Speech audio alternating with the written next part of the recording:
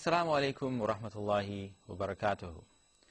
Imam Nawawi in his 40 hadith mentions a hadith found in the collection of Ibn Majah, which is an authentic hadith narrated by Sahal ibn Sa'ad as-Sa'adi.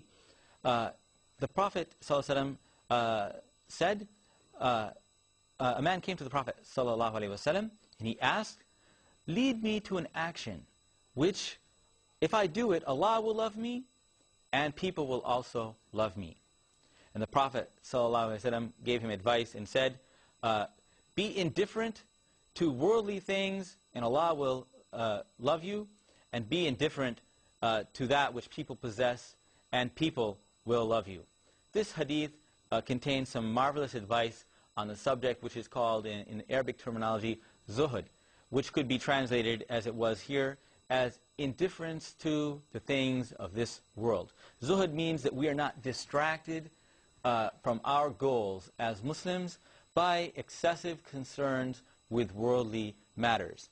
But zuhud, when the person who practices zuhud is called zahid, is a person who has priorities in his or her life.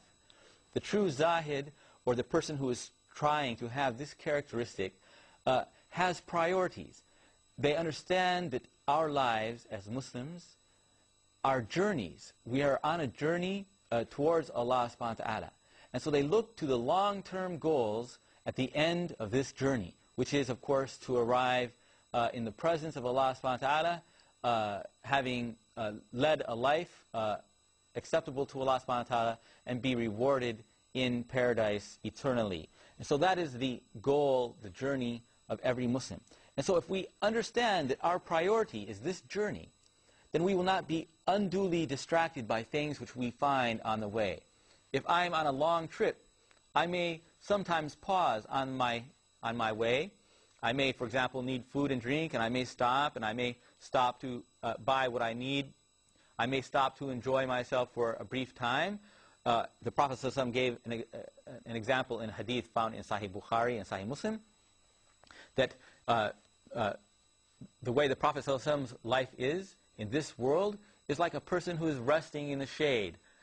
They stop during the hottest part of the day, rest in the shade, and then they get up and continue their journey. And that is the way that the Muslim should truly try to have as their attitude in this life. That we can stop and enjoy what is permitted for us in this life. We can have enjoyment. We can sometimes participate in matters in this life, but not excessively so that it distracts us from our ultimate goal.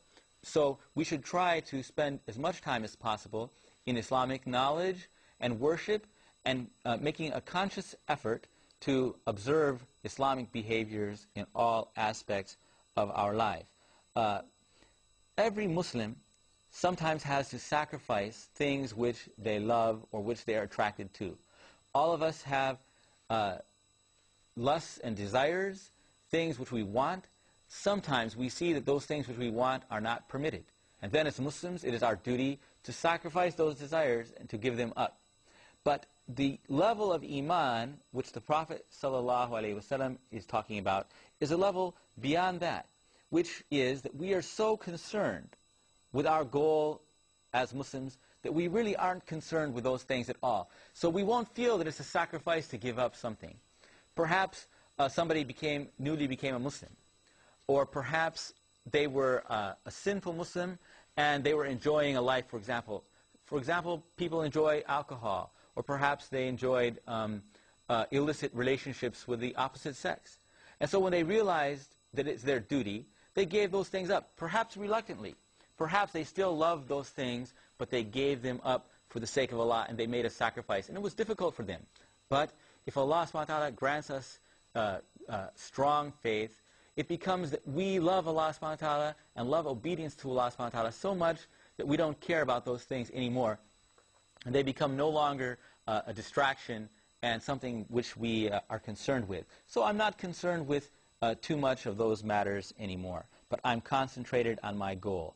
This does not mean that we do not have any worldly ambitions as Muslims. This does not mean that, for example, I can't try to be successful in my education and career, and Perhaps I'm in a business, perhaps I'm in a job in which I am rewarded for my hard work with good pay. This does not mean that, in this case, I am concentrating on the world. As a Muslim who's practicing zuhud, my ultimate goal is the pleasure of Allah. And so I have found worldly goals which are permitted to me in Islam. I've strived to help myself, to maintain myself, to become independent of needing other human beings to support me, and also able to support my family, to help my relatives, neighbors, and needy Muslims by my wealth. So as a concerned Muslim who is not overly concerned and distracted with the life of this world, I look at my career and my goals in, for example, money and wealth and possessions as a means to pleasing Allah subhanahu wa ta'ala, a means of purifying myself, devoting myself to worship. So for example, if I become a wealthy man, I see that I can give in charity, I can build mosques, I could build perhaps hospitals, I could help many people throughout the world. I could help spread Islam. I could use my money and donate it, for example, to the spread of Islam, for example, by the new technology of satellite television, for example, or other things that I could do for the sake of Allah. And so in this case, using my time to make money is a good thing, and it's part of my ibadah or worship to Allah subhanahu wa ta'ala. It is not distracting me from my goal of serving my Creator, but actually it's helping me. And even if I'm a common person, and I really have no ambition to become wealthy, but at least I don't want to be a person who has to go and beg for help from others. I don't want to bother people and be a burden on them, because that's going to bring a difficulty in our brotherhood and relationship. But by being able to support myself, and making enough money to take care of myself, and do my duty toward my family, and support them, then I can feel good about myself, and I can also spend my time in worship and thankfulness, gratitude for the good things which I have received from Allah subhanahu wa ta'ala. Sometimes we have ambitions in this life. We have goals. We want to achieve worldly things, money and position, and other permitted goals in Islam. But sometimes we try hard and do not succeed. Sometimes we fail to get to the highest level. Maybe in my education, I tried my best and didn't quite make it to the highest level. Or maybe in my career, even though I've worked very hard, there are other people who advance farther and faster than me.